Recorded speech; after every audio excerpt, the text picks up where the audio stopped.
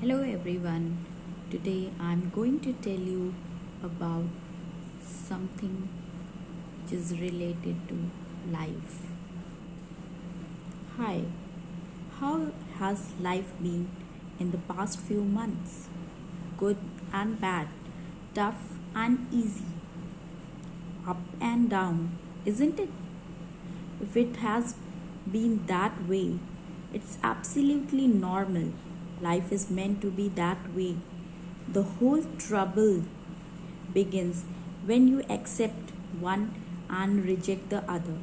When you want to throw the and out and force the or in. Can it always be day or night? Right or wrong? Win or lose? Can you imagine how miserable life can be for someone who wants only the heads and is not willing to accept the tails? Even when you split the coin into two, the tails would automatically be there. How about accepting both victory and defeat with equal grace? And only when you do that, life begins to happen. Does that make sense to you? It never did to me when I was your age. But then I explored, and I always dreamt of being a world class woman. I didn't know how to be. Once it struck upon me, and I set out to find out these world class people were like, what they said and what they did, and I found they did nothing different than what my heart beats for. And suddenly was writing on them, and that changed everything for me.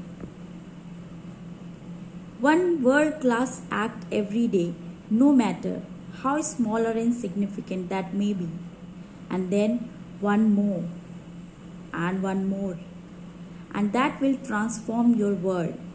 This month, I spotted a very special person for myself and for you, another Roosevelt. What a man he was, really inspiring. He was at once a writer, explorer, reformer, soldier, conservationist, ranchman, and a Nobel Peace Prize winner.